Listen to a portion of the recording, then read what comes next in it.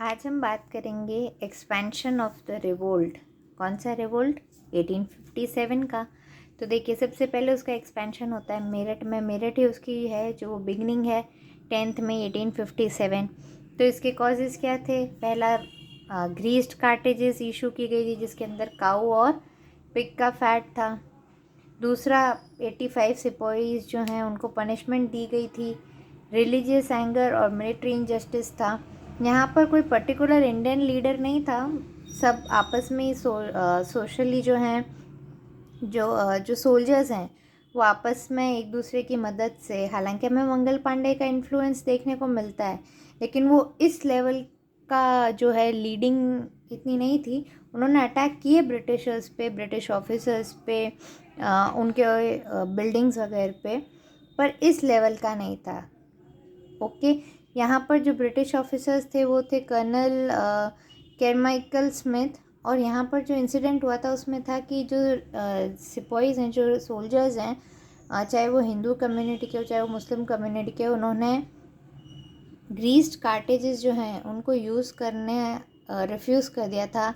Britishers ने उन्हें jail में डाल दिया था, उनकी इंसल्ट कर रहे थे, उन्हें ह्यूमिलेट कर रहे थे, है ना। तो सोल्जर्स ने क्या किया? जेल तोड़ दी, ब्रिटिश ऑफिसर्स पर अटैक कर दिया। इसका नतीजा क्या हुआ? जो रिबेल्स हैं वो दिल्ली की तरफ मार्च किया। मेरठ में तो उन्होंने किया ही था रिबेल, पर वो दिल्ली की तरफ मार्च कर गए थे और जो रिवोल्ट है वो ऑफिशियली शुरू हो चुका था। नेक्स्ट हम आते हैं दिल्ली, जो कि पॉलिटिकल सेंटर था। यहाँ पर जो कॉजेज़ है उसमें क्या था कि यहाँ पे जो मुग़ल रूल है उसे दोबारा से रिस्टोर किया जाए, ऐसी हिंदू और मुस्लिम दोनों कम्युनिटी के लोगों की डिज़ायर थी। एंटी ब्रिटिश फीलिंग थी सोल्जर्स के अंदर, ठीक है। और जो सिटीजन्स हैं इंडिया के, उनके अंदर एंटी ब्रिटिश फीलिंग डेवलप हो चुकी थी। दिल्ली जो है वो एक पॉलिटिकल सेंटर था रिवोल्ट के लिए, तो ये बहुत इम्पोर्टेंट था यहाँ पर। इसके अंदर जो लीडर्स देखने को वो मिलते हैं वो थे बहादुर शाह जफ़र, बख्त खान, जो कि बरेली में लीडर थे, बाद में वो दिल्ली आ जाते हैं। वहाँ यहाँ पर जो ब्रिटिश ऑफिसर्स थे वो थे जनरल जॉन निकोलसन और जनरल विल्सन। इंसिडेंट हुए थे उसमें था कि रिबेल्स ने जो है वो दिल्ली को कैप्चर कर लिया था। बहादुर शाह जफ़र को उन्होंने एम्परर ऑफ हिंदुस्तान डिक्लेयर कर दिया था। हैवी फाइटिंग हुई थी कई महीनों तक ब्रिटिशर्स की, और जो रिबेलियंस हैं उनकी काफ़ी महीनों तक लंबी लड़ाई चली थी। इसका रिज़ल्ट ये था कि जो ब्रिटिशर्स हैं उन्होंने दोबारा से दिल्ली को कैप्चर कर लिया था सितंबर 1857 में। बहादुर शाह को अरेस्ट कर लिया गया और उन्हें वहाँ से रंगून भेज दिया गया था। इस दौरान जो जॉन निकोलसन है उनकी डेथ हो जाती है इस रिवोल्ट में।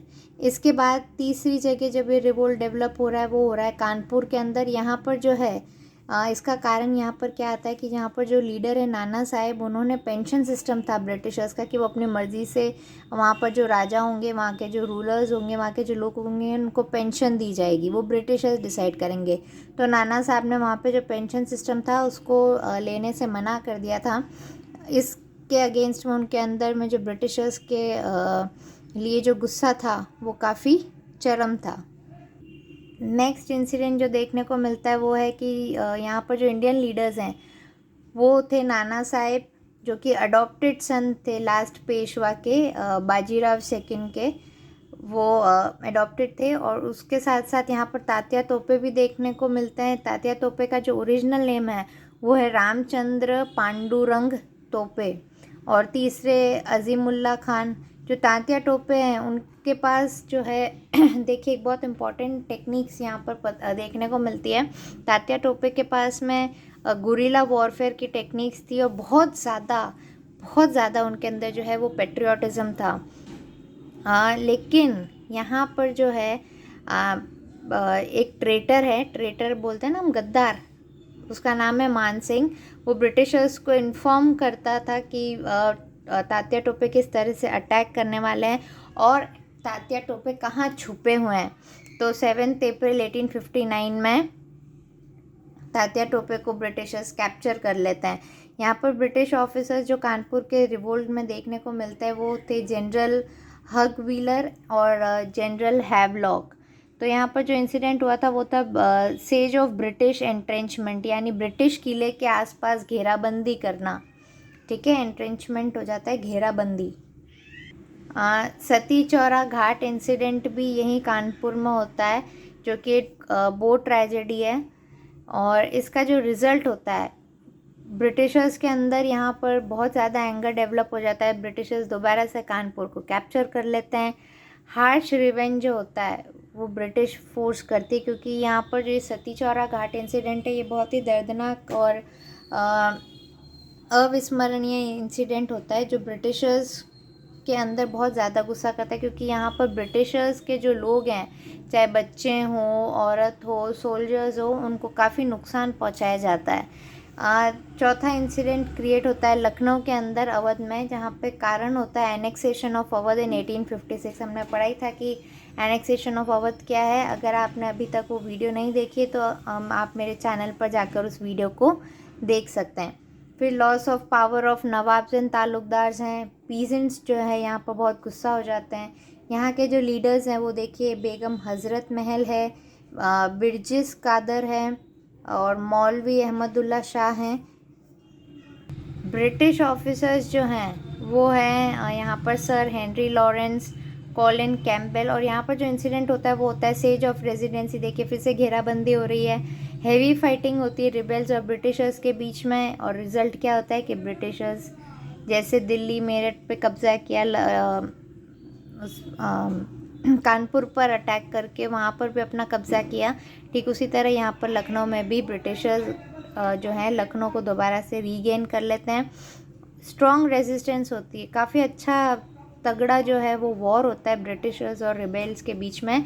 लेकिन एंड में जो है हमारे सोल्जर्स को ही हार का सामना करना पड़ता है। अब आते हैं हम झांसी में। यहाँ पर क्या कारण थे? यहाँ पर कारण थे डॉक्ट्राइन ऑफ लैप्स के।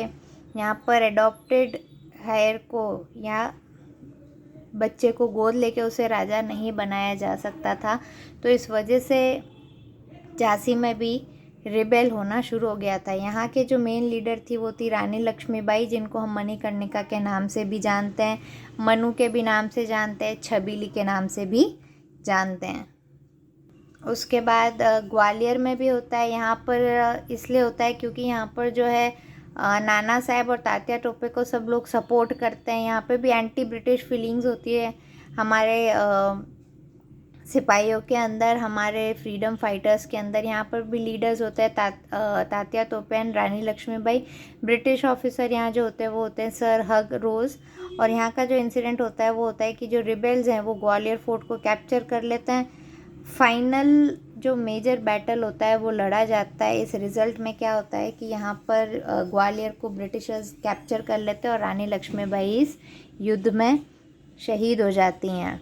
हम कहते हैं ना, हमारी जो पोएट्री है उसमें रानी लक्ष्मीबाई के लिए कहा गया है, आप सबने भी अपने बचपन में पढ़ा होगा, बुंदेले हर बोलो के मुँह हमने सुनी कहानी है, खूब लड़ी मर्दानी वह तो झांसी वाली रानी है ना। तो कई सारे जो फ्रीडम फाइटर्स हैं इस रिबेल के अंदर इन्वॉल्व होने लगे। कई बड़े बड़े राजा महाराजा रानियां भी इनमें इन्वॉल्व होने लग गई थी। नेक्स्ट हम बात करते हैं रिवोल्ट एक्सपैंड हो रहा है। देखिए रिवोल्ट का एक्सपेंशन कितना जल्दी जल्दी हो रहा है ना। बिहार के अंदर जगदीशपुर के अंदर होता है। यहाँ पर कारण होता है लैंड रेवेन्यू का जो प्रेशर होता है उसकी वजह से लोगों के अंदर जो है ब्रिटिश रूल जो है उसके अगेंस्ट में गुस्सा भर जाता है। यहाँ के लीडर हैं कुंवर सिंह और ब्रिटिश ऑफिसर हैं कैप्टन ली ग्रैंड।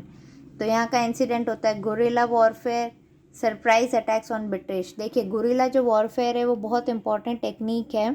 इसमें होता है ना हिट एंड रन, छापा मार युद्ध जिसे हम कहते हैं, यानी छोटी सी टुकड़ी फुल हथियारों से लैस वो एक बड़े से ट्रूप पर हमला करती है, तबाही वबाही मचा देती है, मार पीट के तबाही मचो के वहाँ से फटाफट गायब हो जाती है। तो ये है गुरिल्ला वॉरफेयर। इसका रिज़ल्ट क्या था? जो कुंवर सिंह है उनके जो युद्ध के दौरान उनकी डेथ विक्ट्री जैसे हो जाती, जीत तो जाते हैं वो युद्ध लेकिन उनकी डेथ उस विक्ट्री के बाद हो जाती है। तो ब्रिटिशर्स क्या होता है, उनका कंट्रोल वापस से आ जाता है। यानी यहाँ पे तो ये वैसी बात हो गई कि आप जीत कर भी हार गए, है ना। विक्ट्री के तुरंत बाद ही उनकी कुंवर सिंह की जो है वो डेथ हो जाती है।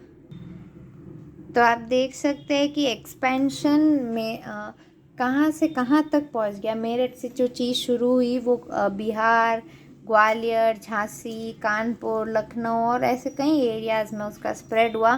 काफ़ी बहादुरी से हमारे फ्रीडम फाइटर्स ने वहाँ पर फाइट की, लेकिन उसके बावजूद भी वो ब्रिटिशर्स के ऊपर पूरी तरह से कब्ज़ा नहीं कर पाए। बदले में ब्रिटिशर्स ने उनको बहुत ज़्यादा परेशान किया, बहुत ज़्यादा उन पर अटैक्स किए, बहुत ज़्यादा वाइड एरिया में जो है वो लॉस हमारे सोल्जर्स का, हमारे लीडर्स का हमें देखने को मिला था। तो अगर अभी तक आपने मेरे यूट्यूब चैनल को सब्सक्राइब नहीं किया है फ्रेंड्स, स्टूडेंट्स, टीचर्स या मेरे सभी व्यूवर्स, तो आप प्लीज़ इस चैनल को सब्सक्राइब करें, शेयर करें और वीडियोस को लाइक करें। Thank you.